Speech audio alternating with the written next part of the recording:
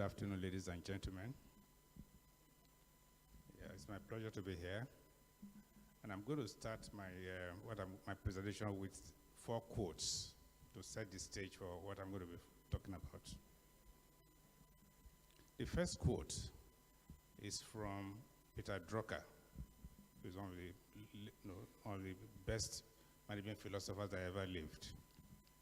He said, the ultimate test of leadership is not the ability to prevent crises, but the wisdom to anticipate them, the courage to confront them, and the capacity to grow stronger because of them. A second quote by Charles Darwin, who is known as the father of evolutionary biology, said, it is not the strongest of the species that survive, not the most intelligent, but the one most responsive to change. The third quote says, risk management is not about avoiding risks, it's about making better decisions under uncertainty.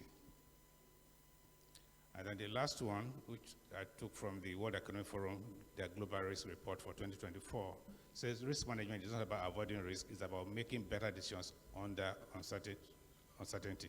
Now, these words, the words contained in these quotes, frame the conversation today. It's about foresight, it's about adaptability and governance.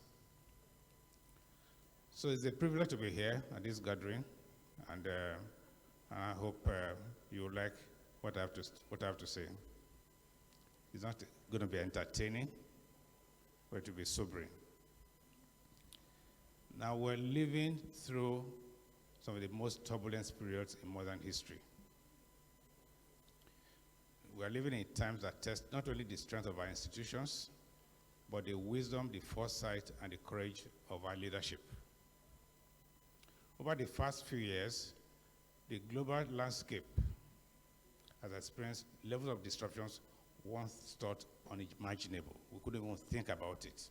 The COVID-19 pandemic, which halted supply chains and reshaped work as we knew it. The Russia-Ukraine war triggered a global energy and food crisis, sending fertilizer and grain prices soaring and exposing how interdependent the world has become. I didn't even know that Ukraine, our no country, was a significant part of the global food chain. The Gaza conflict has heightened political tensions and humanitarian crises, while the trade wars and tariff continues to question and test globalization itself. At the same time, the explosion of artificial intelligence is transforming industries at breathtaking speed, creating efficiencies, yes, but also displacing roles and exposing new ethical and regulatory questions. The resurgence of far-right and ultra-nationalist movements have begun to reshape economic alliances and global trade and human flows. Suddenly, Nigerians can't go anywhere they want anymore. The latest one being that if your wife or sister or ever had a baby in the US, you're in trouble. They are calling people to revoke visas. I mean, that is the world we live in. And of course, the emergence of BRICS as a counterweight to the US dollar is redefining global markets and currency dynamics. Now, each of these developments has had and will continue to have tangible impacts on businesses. Multinationals are restructuring supply chains for excellence and sometimes political correctness rather than cost efficiency. I don't know how many of you saw a video clip that was making the rounds about 2 or 3 weeks ago, where the CEOs of major tech companies in America were sitting in a round table with Trump. I was saying, Microsoft, how much are you going to invest in? Google, how much are you going to invest in, and so on. So it's not about political correctness anymore, it's about survival. And as a result of that, technology firms are reevaluating data sovereignty and shifting geopolitics. At home, we face our own storms. The Naira losing over half of its value. We've had historic levels of inflation, supply chain bottlenecks, severe flooding in different parts of the country that have devastated farmlands and logistic routes, cyber attacks on our financial system, policy shifts that have rewritten business models almost overnight. Nigerian import-dependent manufacturers are grappling with escalating input costs and longer lead times. Even service organizations are rethinking workforce models, automation strategies, and cross-border dependencies. Now, the volatility we face today is multidimensional. It's economic, it's digital, it's environmental, and it's social, and has become the new normal. I mean, the world as we know it today is not the way it was, many years back, a few years back. So we must ask ourselves the following questions. How much of this turbulence could we have predicted or mitigated? How many boards scenario planned for simultaneous economic, digital, and geopolitical risks all at the same time? How do you even do that? How prepared were organizations to absorb these shocks? And perhaps most importantly, what must we do differently now to be ready for the next shocks, the next crisis? And who can tell what they will be and where they will come from? Yet it is in moments such as we live now that resilience is tested. Because in today's environment, resilience is not an operational issue, it's a governance imperative. The board's role has therefore evolved from simply overseeing risk avoidance or even risk management to orchestrating preparedness, adaptation, and recovery in a world of constant and continuous disruption. Strong corporate governance, therefore, is not just about compliance anymore, not about ticking the boxes. It is the bedrock of continuity, trust, and long-term value creation. Now, today we have three anchors in the topic I was asked to speak about. It's about risk, that's the potential for adverse events. It's about resilience, the ability to absorb and adapt to shocks and bounce back. And it's about recovery, the capability to return stronger after disruption. Now, as directors and members of the Charter of Directors, we are the custodians of that resilience for corporate Nigeria. You heard the Honorable Minister make reference to the need they have in the educational sector and the appeal he's made to us. So the question is, what lessons then have we learned from the past failures and breaches? And the most important lesson for me is that risk management cannot be static. The old model of periodic reviews and backward-looking reports has failed in a world of continuous shocks. Boards must evolve from oversight to anticipatory stewardship, ensuring that scenario planning, stress testing, and early warning systems are part of corporate DNA. We must develop the discipline to ask what-if questions long before the crisis begins. For example, suppose we think the Naira has depreciated. Suppose it goes to 3,000 Naira to dollar. Supposing, what if? What if supply chains of your enterprise halt for 3 months? You can't get inputs for 3 months. What if our data centers go offline? I mean, we live in a world now that is governed by data. Without your phones, we all feel completely useless. Supposing something happens to MTN and it goes offline, what happens to all of us? What if? Resilience and recovery begin with those uncomfortable but necessary questions. So talking about strengthening institutional capacity for risk management, I need to tell you that every board understands risk management in theory. We all know the theory of risk management. The challenge is practice, has always been practice, especially now in an environment where the unpredictable has become the norm. In 2023, several listed companies, banks, consumer goods manufacturers, and telcos reported billions in FX translation losses after the immediate devaluation of the Naira. MTN alone recorded over 740 billion Naira loss in FX-related losses. Nigerian breweries and Nestle and Cadbury, whose board I chair, face similar headwinds.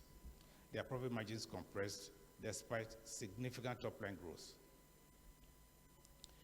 Yet, a few companies weathered it better than others. Examples, Unilever, and Promasidor in the same sector as Nestle and Cadbury, had a higher proportion of locally sourced inputs and pre-hedged current currency exposures, which softened for them the FX impact on their operations. Their boss had years earlier championed localization strategies, not merely for cost reasons, but as part of enterprise risk management. Unilever established supplier development programs to localize raw material inputs, while Promasidor invested in backward integration and local production capacities, reducing exposure to imported milk powder and packaging materials. Both also implemented multi-currency liquidity buffers, holding reserves in foreign and local currencies to absorb shocks from devaluation. When the FX storm came, these preemptive actions preserved margins, ensured supply continuity, and protected shareholder value. These are just examples of how strategic foresight can translate directly to resilience on the ground. Learning from this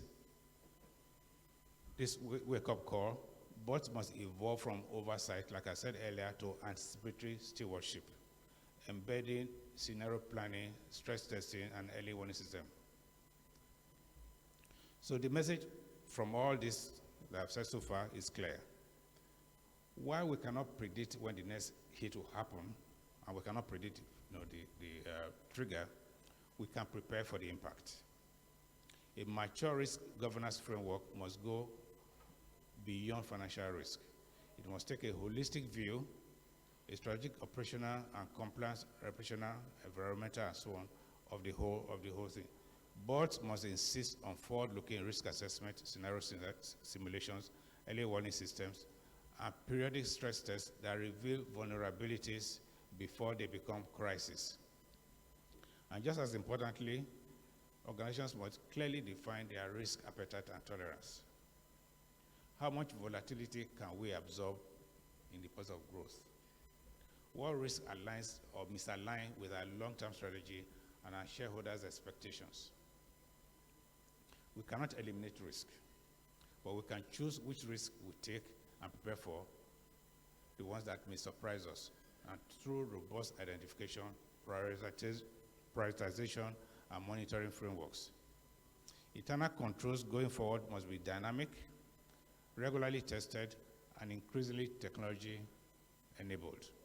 Today, AI-driven analytics can detect anomalies in supply chains, flag early indicators of cyber threats, and even simulate financial stress under various policy scenarios.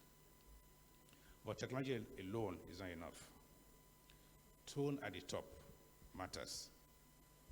And that's where the board comes in. A board that champions transparency, accountability, and a culture where risk is everyone's business builds a resilient enterprise from the inside out.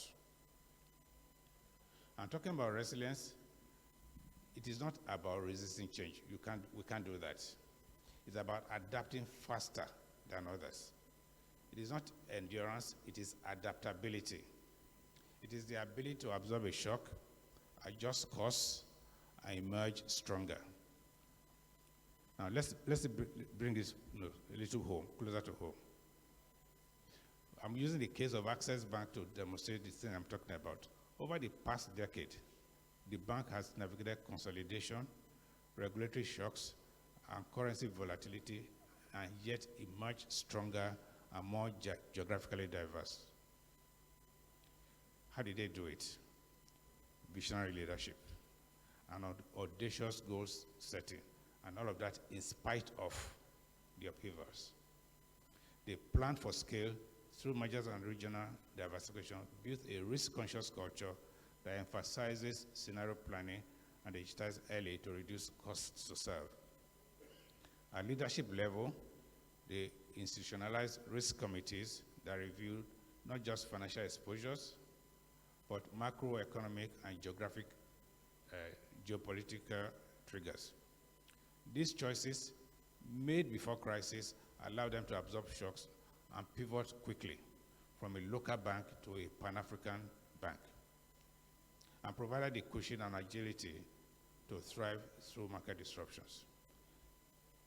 Another example would be Dangote Industries. Sometimes we don't think about these things. I think Dangote offers a masterclass in resilience at scale. In spite of inflation, in spite of FX shortages, in spite of logistics disruptions, Dangote stayed the course on its refinery and fertilizer projects. And these projects were two of the largest private sector industrial investments in Africa, all through a period of crisis. The company backed long-term vision with good governance, hedging currency exposures, localizing supply chains, and integrating energy solutions to reduce dependence on national electricity infrastructure, and thereby insulating operations from systemic volatility. Now, the stories of Dangote and Access Bank that I've just used are not stories of luck. They are stories of institutional design, foresight, and resilience that's embedded into governance. So, what makes an organization resilient? Number one, robust business continuity and disaster recovery plans. This must be based and tested regularly, not just documented. A plan that lives on paper gives nothing but a false sense of security. Number two, diversify supply chains. The pandemic in particular taught us what dependence on a single geography means. Agility. Rigid hierarchies collapse in crisis. Agile structures adapt. Cybersecurity. Every board must now treat cybersecurity risk as a business risk, not an IT issue. Talent and leadership. People, not only processes, carry organizations through crisis. It's all about people. It's all about culture. Resilience thrives where there's a psychological safety, where teams can speak up, innovate, and act decisively in uncertainty. Not where everything is top-down, very hierarchical, and role-based.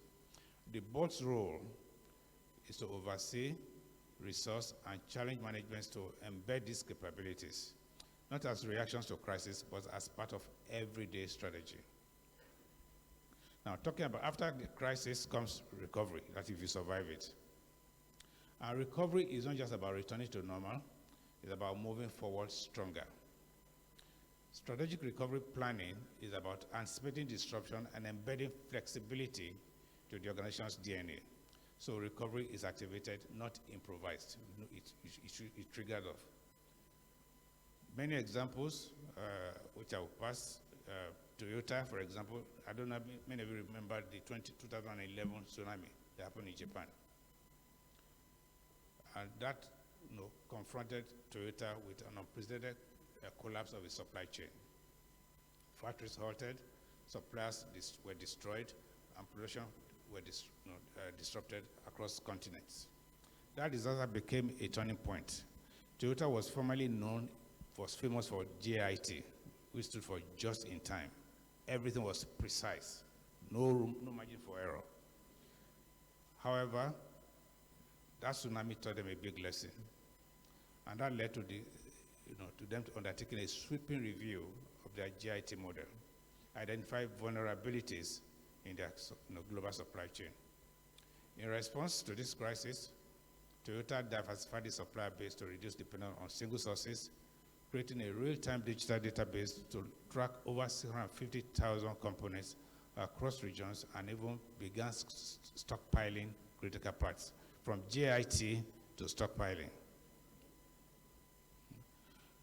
And this was a bold deviation from its traditional lean model. This balance between efficiency and preparedness became the new hallmark of Toyota's supply chain resilience. The company's post-crisis reforms offer powerful lessons for bots everywhere. Resilience is not the abandonment of efficiency, but its evolution. By institutionalizing foresight, building redundancy where it matters most, and integrating continuous risk monitoring, Toyota turned crisis into capability. It is a vivid reminder to all of us, therefore, that recovery is strategic, not accidental. It's well thought through, and that bots play a decisive role, in enabling this agility in corporations. And therefore, in talking about recovery plans as a board, the things to look out for. Number one is the trigger points. What events should activate the crisis response? Number two will be roles and responsibility. Who leads communication, who leads finance, who leads operations, and stakeholder engagement when disruption strikes? Number three, resource access. Do we have the right people? Do we have pre-approved budgets or emergency liquidity to act quickly? Communication. Are we transparent and empathetic with employees, customers, investors, and regulators? And of course, post-crisis review. And once the storm passes, do we take time to learn?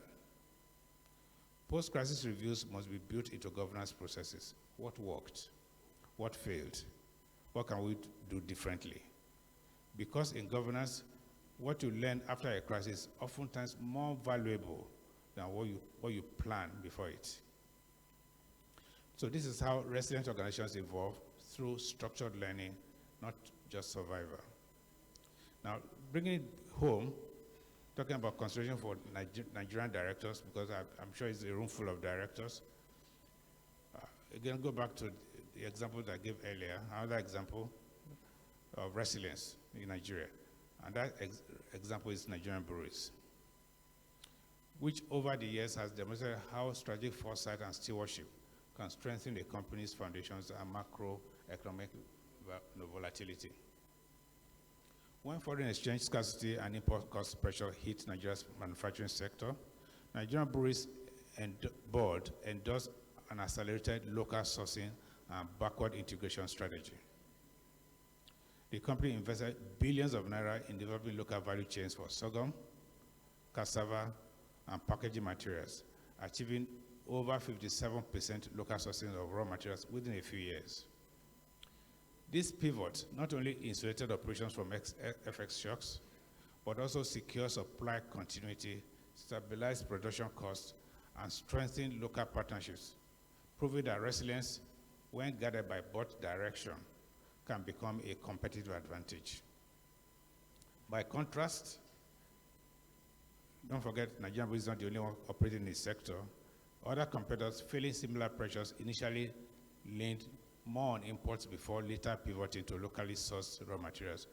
But Nigerian breweries' early advantage gave it a competitive edge in supply continuity and cost management. And the lesson from all this is timing is very important when you do it. The agility and the foresight are critical differentiators. Now, what are some of the possible future disruptors that we can look at? What can go wrong? We've talked about what went wrong we didn't anticipate before. We've talked about scenario planning. We talked about anticipating stewardship and so on. What can go wrong in the future? I don't have a crystal ball, but there are some things we need to think about in our everyday life. One of them is artificial intelligence, AI. We talk about AI all the time. It's almost become a buzzword. But the truth of the matter is that AI is transforming industries at a pace that few anticipated. Beyond automation, AI now shapes decision-making, customer experience, and even creative work. However, it also brings new forms of disruption, from workforce displacement and intellectual property risks to data privacy breaches. Both must ensure that their organizations are not just adapters, but governors of AI. That means defining ethical use frameworks, ensuring human oversight and curation of automated decisions, and aligning AI adoption with strategic and workforce plans. Directors should also demand periodic reviews of how AI affects risk exposure, cybersecurity, and reputation. The goal will be to harness AI's powers without surrendering governance to it. The other thing we should also be on the lookout for is the massive shifts we're currently witnessing in global trade patterns and protectionism. The globalization model is being rewritten. Rising protectionism, regional trade blocs, and tariff wars are redrawing supply chains that businesses once took for granted. From the US-China trade tensions to the growing influence of BRICS, and even Africa's own AFTA, CFTA ambitions, trade flows will become increasingly politicized. We've got to live, that is the world we're going to be living in. Nigerian companies dependent on imports for raw materials or export for foreign exchange must anticipate these shifts. They're going to happen. Boards can prepare by promoting supply chain diversification, investing in regional trade opportunities, and building local manufacturing resilience. Strategic foresight in trade positioning and understanding where future barriers or incentives may emerge will distinguish companies that thrive from those that are caught unprepared. The other disruptor we should be on the lookout for is climate and environmental risks. Intensifying floods, desertification, and resource scarcity now threaten operations directly. Boards must demand climate adaptation strategies, not just CSR projects. This means integrating sustainability into enterprise risk frameworks, investing in renewable energy, and embedding climate resilience into supply chain planning. The other one, of course, we should also be prepared for is cyber threats and cyber warfare. As digitalization accelerates, the nature of cyber threats is evolving from isolated breaches to full-scale cyber warfare. We are going to have state-sponsored attacks, coordinated ransomware campaigns, and infrastructure-targeted cyber incidents that can cripple operations overnight. Oversight of cyber resilience, including third-party risk, data governance, and cloud infrastructure security must be a standing board agenda item. Directors should ensure simulation drills, crisis playbooks, and cyber insurance are in place, alongside a clear escalation protocol for major incidents. Cybersecurity is no longer an IT issue. It is a national and corporate survival issue. The last one, the other one I will talk about is political and regulatory volatility. This is something we are used to in Nigeria.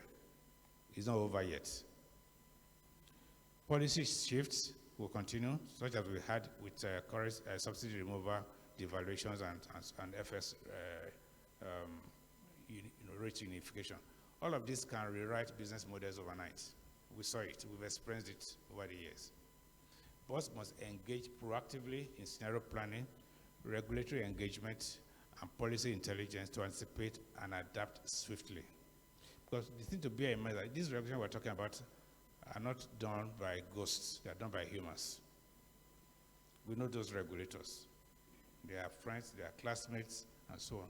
So by engaging, sometimes you can tell what's going to happen before it happens. You adapt. The other one, of course, is infrastructure deficits, which again, something we've lived with, until we'll continue to live with for the foreseeable future. Chronic power and logistics challenges require deliberate resilience interventions such as alternative energy solutions, new routes to market, localized production, and diversified logistics network. Organizations must view infrastructure self-sufficiency not as a cost, but an enabler of continuity. Then the last one is what I'll call the social dynamics. Strong community and employee relations are risk mitigants in and of themselves. A company trusted by its stakeholders recovers faster from crisis. Boards should treat social license, the goodwill of employees, communities, and customers as a form of strategic capital and invest in this capital. Now, to operationalize all of what I've been talking about, I would like to propose what I call the resident directors checklist. Number one is governance. Have we assigned resilience oversight to a board committee? Is it sufficiently important that we have a dedicated board committee on that? Number two, strategy. Is resilience linked to our long-term strategy and capital allocation? Number three, appetite. Have we defined our risk appetite for key disruptive scenarios? What can we live with? What will spell death for our businesses? Number 4, assurance. Do we receive integrated reports on risk and resilience controls? Number 5, testing. I talked about testing throughout my speech so far. Do we conduct realistic crisis simulations regularly? Number 4, culture. Are we building adaptability and trust from the top? Number 7, ESG. Are we integrating ESG and climate considerations into our ARM, enterprise risk management frameworks? Number 8, insurance. Not very popular in Nigeria, but something we need to bear in mind. Is our insurance coverage aligned with our risk appetite? Number 9, business continuity. Do we have a robust, when last did we update and test our business continuity plans? And then number 10, succession. Do we have a robust succession plan in case key executives are unavailable? What happens? Something happens to your head office, the office comes down, a lot of the top people perish. These are not theoretical questions. They are governance imperatives for survival and success. I'd like to conclude by telling you that as directors, our fiduciary duty extends beyond profitability. It is to safeguard the institution itself. And finally, no recovery plan succeeds without people. I made that point earlier on. Systems and strategies may fail, but people determine whether an organization bounces back or breaks down. Boards must therefore prioritize the human side of recovery, empowering leaders to act decisively, communicating clearly, and sustaining morale through uncertainty. Transparent and empathetic communication with employees, with investors, with customers, with regulators, and with communities is often the single most important factor in preserving trust during crisis. Silence or mixed messaging breeds fear. Clarity and consistency inspire confidence. Resourcing is equally important. Recovery requires liquidity, requires time, and requires the psychological bandwidth. Board must therefore ensure that contingency funding, insurance coverage, and emergency credit lines are accessible, and that teams have both the authority and the emotional support to execute recovery plans under pressure. And when recovery is achieved, the post-crisis review, the post-mortem, must not be done perfunctorily. It should be structured, should be candid, and should be embedded into the organization's learning cycle. Because the true value of recovery is not in returning to where we were, but in learning how to emerge stronger next time. As we look ahead, therefore, we must also prepare for future disruptors, like I talked about earlier: artificial intelligence, cyber risk, global trade fragmentation, protectionism, climate transition, so on. Each will test the governance system we build today. So my invocation is that let us lead with foresight. Let us invest in resilience as deliberately as we invest in growth. Let us make adaptability our competitive edge. Because in a world where disruption is inevitable, resilience is the ultimate advantage. The task of leadership is to build organizations resilient enough to absorb shocks and still function, adaptive enough to learn and transform, and strong enough to own their future. And as Nigerian directors, we are the architects of that resilience. In closing, I'd like to leave you with a wise track that I first heard from my boss, the late Dick Kramer of blessed memory. Dick used to tell us that there are 3 kinds of people, and by extension, 3 kinds of board directors. Those who make things happen, those who watch things happen, and those who wondered what happened. And I would like to add a 4th one. This is my colleague, Jatun Sulaiman, and those who things happen to. Thank you very much.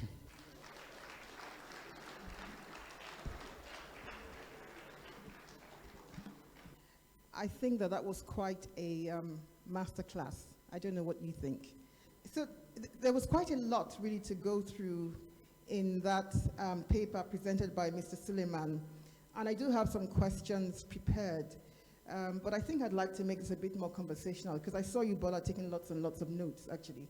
So I'm going to start by asking you what in particular struck you, and what are your thoughts and, on those aspects of the paper? Thank you.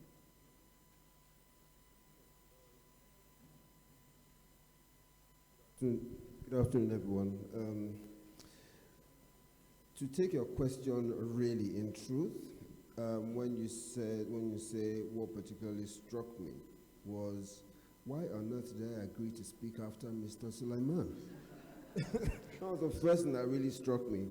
And then secondly, it is how closely aligned everything, he articulated every single thing that the SEC is concerned about and is actively working on in terms of moving away from defense, from regulation-based, from just creating rules, to now anticipating what can go wrong and what can regulation do to help companies avoid these kind of challenges, and how we can make the whole capital market and by extension the economy a lot safer, and shield it as well from all the risks that he spoke of. So as he was speaking, I was thinking, yep, check that box, check that box. These are things that we have thought about, and we are actually rolling up our sleeves and implementing. And again, a lot of it has now been empowered by the ISA 2025, because that has shifted, it enabled us to shift focus, but again, it's repealed and replaced an 18-year-old act, which was rather appropriate for the time in 2007, but the world is changing so quickly on a month-by-month basis that what we thought was really modern in 2007 is now actually obsolete. So with this, what we have done, or with this act, what it has done is it has anticipated, let's look 10 years into the future, and let's make the environment, let's make the governing rules a lot more flexible, broad-based, principle-based, as opposed to just rule-based. And so those were the first thoughts that crossed my mind. Thank you. Let me come to you now, Femi. Same question.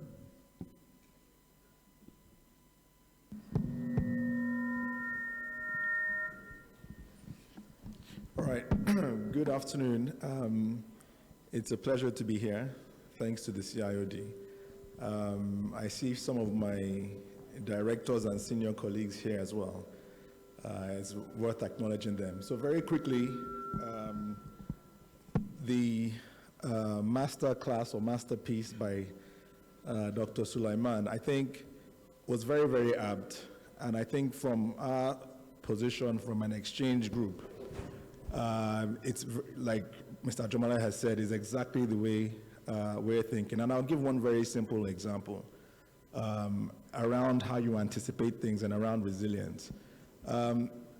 As a self-regulatory organization, we had anticipated that there could be risks from various, and I'm talking now about COVID-19. This was before it happened, way before it happened.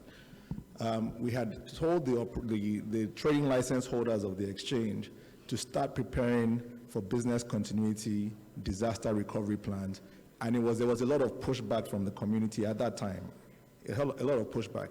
And what we did was we created an environment where trading could go virtually, it was digital.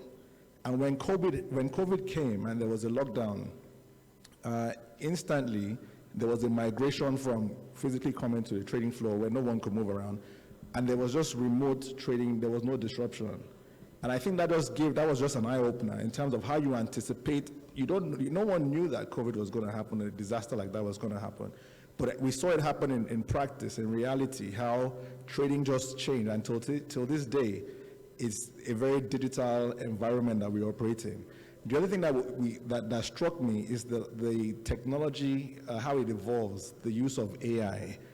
And what I would say is that AI, apart from the threats of disrupting and all of that, I think people have to understand it, and people have to actually invest in it.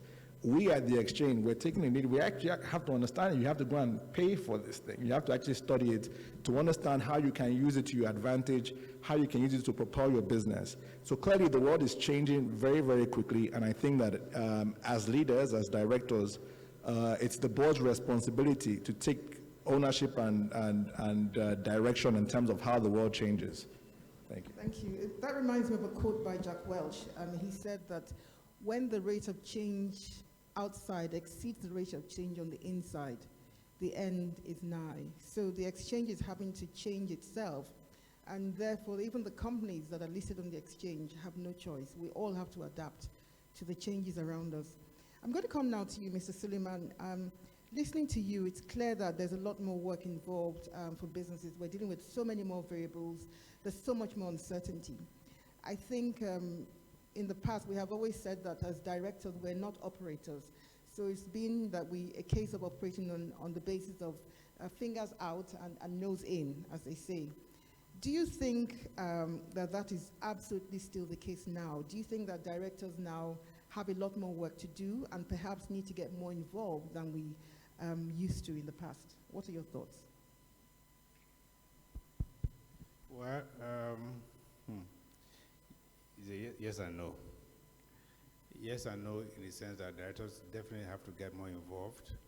Directors are more accountable now, and the responsibilities attached to directors, either by law or by FRC or accounting, is so enormous that it's difficult to do it on a perfunctory level. I remember when we were in practice and so on, the audit opinion page used to be half a page. The audit opinion, when we published accounts, used to be half a page. I've seen opinions now that run into 3 pages. All kinds of caveats and so on. And yet, one thing that is clear is directors are responsible for those numbers. They're responsible. So you have to strike the balance between being accountable but not being involved on a day-to-day basis. And the most effective way to do it, for me, the most important power the board has is the composition of the people that do it day-to-day. You know, you select them, and you make them accountable to you without you being involved on a day-to-day basis. So if you put the right person there, you delegate the right amount of power, so you insist on report backs and so on, you can play that role effectively without being involved on day-to-day. In any event, you couldn't even be day-to-day anyway. You don't have the time. You don't have an office in the enterprise anyway. They only show you what they want to tell you. And so, so just making sure you build that system, that governance system where you put people there that know exactly what the enterprise is all about, what the deliverables are, what the accountabilities are, and are willing to work collaboratively with the board to make sure that's done. But I think the board's role is going to get more and more onerous, more and more difficult going forward. And might involve a little more time, but it will never devolve to the point where you go to the office every day or you attend management meetings. Yeah. Thank you, certainly not. So part of the strategy for the board to succeed and fulfill its fiduciary responsibilities, ensuring that you have the right people in place to start off with. Thank you. I'm going to come to you now, Femi. I think that the exchange seems to be doing relatively well right now, although we're still not yet at those dizzying heights of transactions that we saw some years ago. But we have also seen that in response to what's happening with all of the challenges, that we've seen some of the larger companies delisting from the exchange. My question is, what is the exchange doing to try and reduce the incidence of delistings and also to encourage more businesses to come and get listed on the exchange? Because I think that will help us to build a more liquid capital market and also release capital for businesses, and that will have an impact on the economy, generally speaking. Thank you very much. I think that the first thing I have to clarify is that the numbers the exchange is doing today is actually unprecedented in its history. So we have actually surpassed levels of 2007 and 2008, and that's partly thanks to the policies of the federal government and a number of other hard work and building blocks that have gone on. So in terms of market capitalization, in terms of volumes and value that is being traded, we've really surpassed those levels. In terms of listings and delistings, I think it's a global phenomenon in terms of across the world over. It's free market entry, free market exit, right? So companies are free to come in and they're also free to go. And what we have to do is create a value proposition that keeps them, that is attractive enough to keep them listed. Because you have to understand that being listed comes with its own complications, comes with a number of regulatory requirements, disclosure requirements, and things like that. So our job is to really advocate for, things like tax breaks and things like incentives that will keep the companies attractive. And I have to also say, whilst some of the companies would leave, some of them are voluntary, some are also regulatory induced. So perhaps companies are not dealing with the post-listing requirements, and actually it's actually regulation that is delisting some of those companies. I mean, you want to keep good quality companies listed. We have a duty to ensure that investors are protected. We have a duty to ensure that the market is fair, it's orderly. And so those are the sort of things that, from an exchange lens, we want to continue to do. We continue to also advocate for new listings, big listings, the likes of the NNPCs and the Dangote refineries. Those are ongoing conversations that we believe will come to fruition very, very quickly. We also advocate for smaller companies that we have a growth board that is designed for fast-growing companies, tech-type companies. We have a technology board for them. We've created all sorts of new innovations to try and attract other types of companies. We have a non-interest finance board. We have an impact board for sustainability-related products and things like that. So there's a lot of work that the exchange is doing. And like I said, we've gotten to unprecedented levels, and we believe that with this new drive, we'll continue to grow the market to even greater heights. Thank you. I stand corrected. Incidentally, I think I read today that Dangote is planning to list some of the shares of his refinery on the exchange. So yes, thank you for that. I'm going to come back to you now, Bola. We just heard about resilience, we heard about risk, and we also heard about recovery. And these are now major governance imperatives for businesses because of all of the geopolitical, technological, and economic changes that are happening. How does SEC as a regulator strike the right balance between enforcing compliance but also encouraging innovation? And also, what do you believe to be the links between innovation, compliance, and resilience? Okay, so if you have, you mentioned earlier on the fact that change is coming so quickly, and we've spoken about that, recognize that. And there's a direct link between, as Mr. Sulaiman said, if the environment is changing and you're not, then things are going to happen to you. So we recognize that, and our act and our posture has been one to encourage innovation, to encourage new ideas to come forward.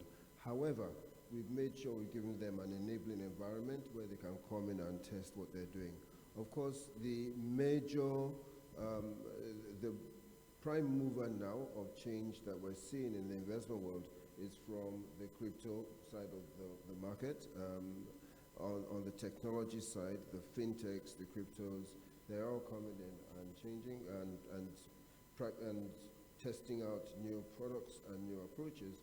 And so what we have done is we've created a sandbox, a regulatory incubator, where they can come in and test their products, their approaches. We would give them their environment, accommodate them and socialize them to the rules, because a lot of the time, a lot of these companies do not have the governance or even the thought of sharing their ideas with someone else. They want to keep what they're doing to themselves, and they're coming out with what you can call magic if you don't know what's going on behind the blind box. We're trying to encourage a whole lot of transparency so that their investors, their potential investors, can see what's going on even behind the numbers that they're generating. So we're grooming a new crop of companies. We're creating an environment where disciplining them and socializing them to the rules of the capital market, and as a result, they would be able to innovate safely, investors eventually will know that these companies have gone through a certain kind of socialization to the capital market, and then they're investment worthy. Now, only after such investment innovation in a safe environment, only then can that company now go to the next level of actually building, well, during the same time, it should be building the governance disciplines as well that are required. That's for and that helps them in building the resilience, because they're changing with the times and they're growing with it in a way that's sustainable. For the older companies, what we have done is, and this is where there's good news and bad news for directors. For the older companies, what we have done is we've put in place a limit to the tenures of the directors. We have also, for public companies, we have also banned the transmutation of independent directors into executive directors, and that way we ensure that there's no conflict of interest.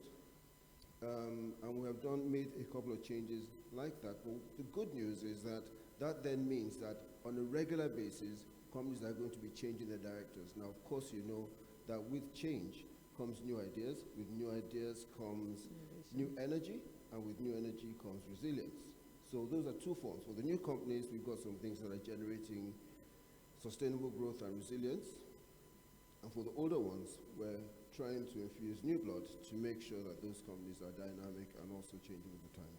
Fantastic. So the SEC is coming alongside as an ally, and you've created this regulatory sandbox that allows businesses to experiment with new ideas under the eye of the regulator. And then also, you've got this new directive. I remember when that came out, and I know a couple of people who were affected by those changes. I'm sure maybe some of the directors here also may have been affected. I'm going to come now to you, Mr. Suleiman. In your paper, you touched on the tension between short-termism and also investing in the business for the long term. How do you think boards can manage that tension between providing shareholder returns, dealing with short-term results, but also being able to invest in the structures and whether it's technology or whatever it is, or capabilities that builds the long-term value and also help to build resilience for the business? Because I think that can be quite tricky. Do you want to use mine? It's okay.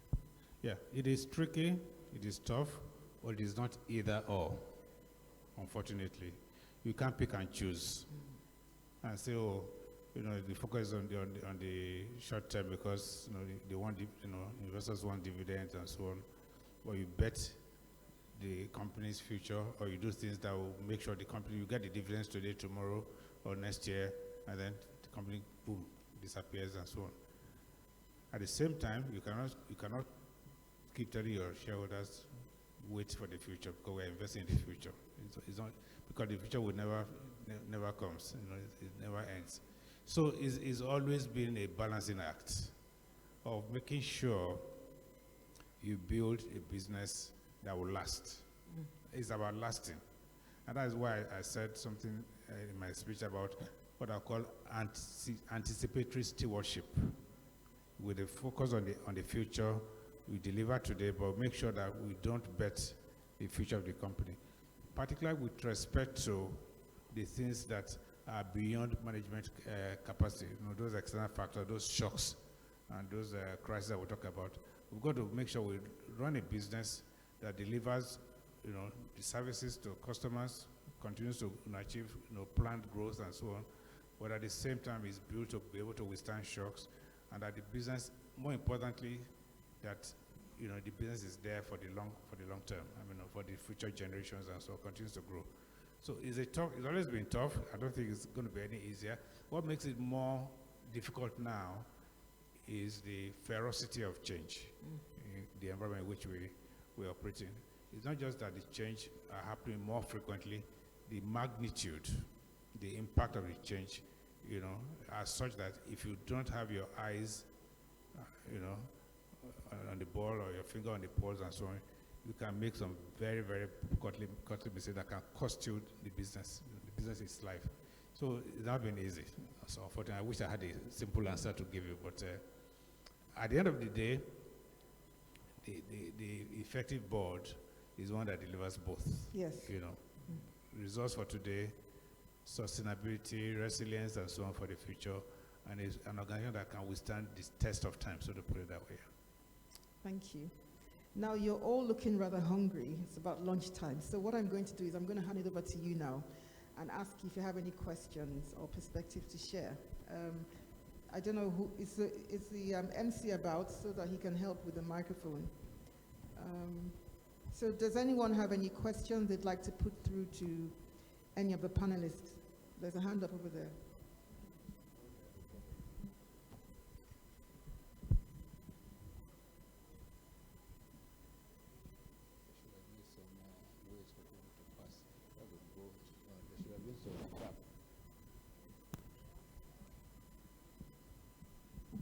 Thank you. My name is Abdullah Ishrai. Let me also join the participants by commending Mr. Adidotun Sulaiman for that very insightful presentation. I want to build on that presentation for you to share more insight. How can partnership between government, private sector, and the communities strengthen resilience and recovery efforts, locally driven, and also ensure sustainability over time? Thank you. Thank you. So that question was about how partnerships can help with sustainability and resilience.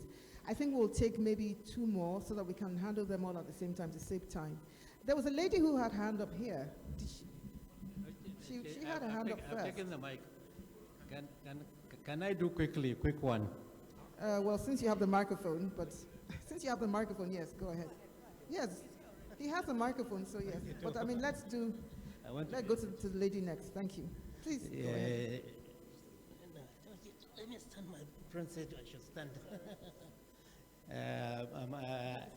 Mine, I don't know. It might be not so much related to the presentation, but I think it's something that may be apt for the NGX man. Apparently now the market is doing very well. Anybody who is following the market will have known is doing very well. My own question, is does it have any relationship to do with the foreign portfolios? Because every now and then when they come in, the market gets to be very good, and as soon as they leave, everything goes down. Is there any relationship between the behavior of the market right now and foreign portfolios? That's just what I want to.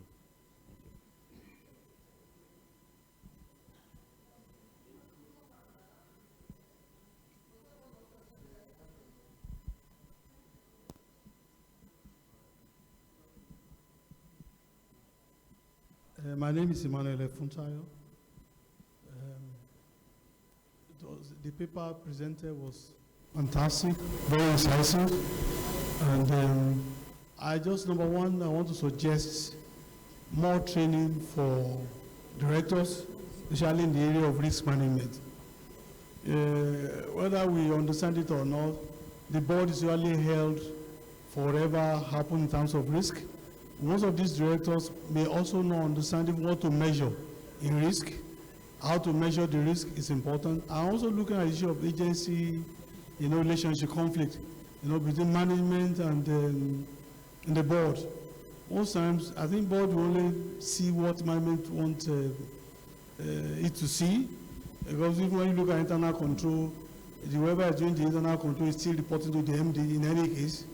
If the MD doesn't want anything to come in, the board will not see it. Yet, the board is held, for whatever happened, in the corporate organization. So, I think we need to shed light on that kind of a thing. Thank you. Good morning. My name is Emma Fofana from Sierra Leone. I'm here representing my company, Songo Investment. I have a question regarding the composition of boards. How have you with your various boards, how have you looked into the issues of board diversity? Before I returned home, I worked with a social responsible investment firm in America, Calvert Investment, and one of the issues that we do investment on is ESG. Not only, our funds making money, but also look at ESG, environmental, social, and governance issues in the companies that we invest in, and we screen based on those. And some of the issues there in the West regarding boards is diversity, chairman, CEO, separation roles, conflict of interest on the composition of your boards, members, and senior companies that you're part of their boards. So the ones that I'm passionate about most is board diversity. How, if we're not considering the issue right now intentionally in our board charter and what's not, what can we do to start the conversation and making our boards diverse? Diversity meaning women on boards, increasing the representation of women in boards, especially the companies that are registered in the stock exchange here in Nigeria. Thank you. Thank you very much. So I think we can now come back to the panel. And the first question, Femi, was for you. I think it was about partnerships. Oh, no, it wasn't. Okay, was it for you? Okay. About how partnerships can help with resilience and sustainability. I hope I remember all of them.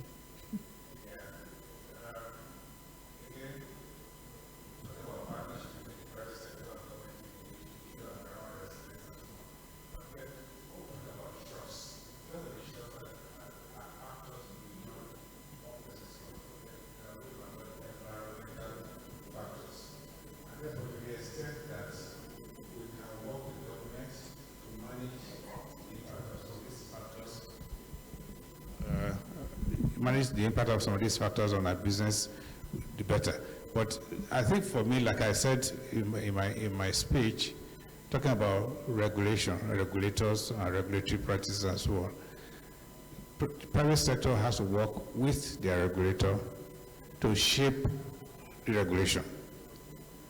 I mean, and for the regulator to understand the dynamics of the business or the industry they are regulating. So regulation is a very collaborative effort. I mean, I would say the ideal regulator is one that listens, but at the same time, the people at the end of the regulation have to make the approach.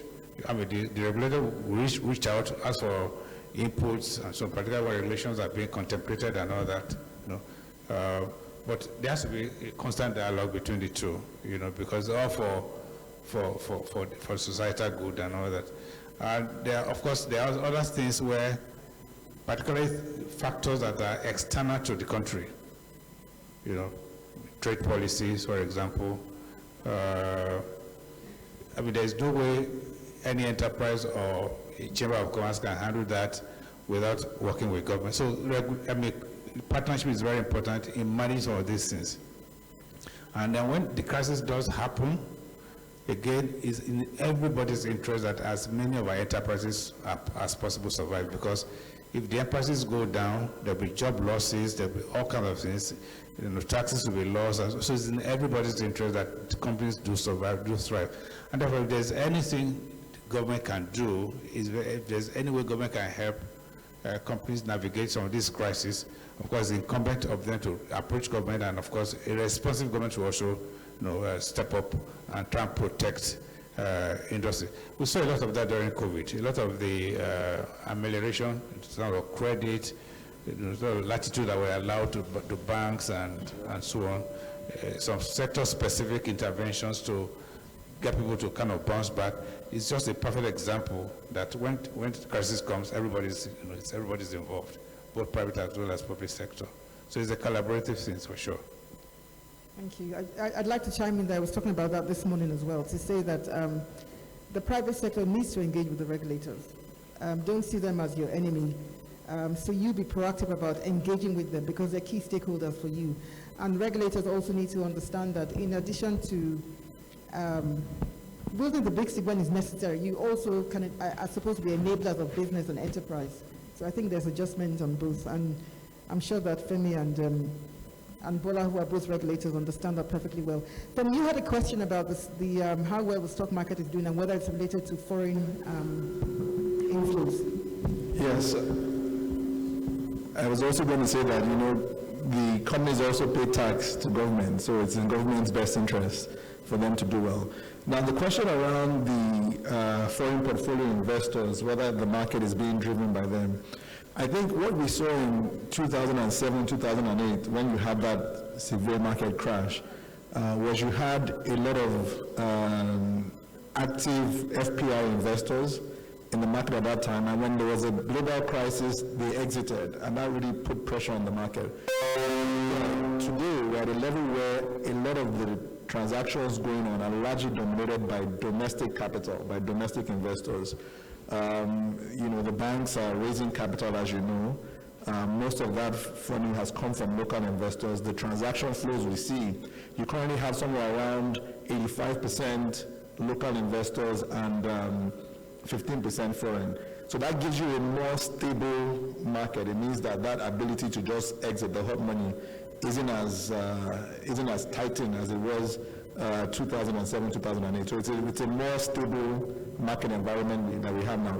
But having said that, we would like to see more foreign portfolio investors come in. I think they also had issues around the foreign exchange controls, but that is obviously stabilized now, and we're starting to see a bit more foreign flows coming back in, but largely driven by domestic investments. Thank you. And for the question, the lady asked the question about getting more women on boards. I'd like to respond to that, to say that in this part of the world, we're not doing too badly. So my company releases a board gender diversity scorecard every year. Can you hear me now? Okay, so I was the lady who talked about getting more women on boards, and I was saying that in this part of the world, we're not doing too badly. My company releases a board gender diversity scorecard every year, and we just released the one for 2025, and 31% of the board seats in the 30 largest listed companies are held by women. That's the highest we've had since we started in 2020, and it's higher than the global average, so we're doing quite well here. We could do better, of course, but we're not doing too badly. So thank you. I think that brings our panel to a wrap because we're short on time. I hope that we have provided some insights and some interesting tidbits for you today. I'd like you to please applaud my panelists. I think they've done an excellent job. Thank you.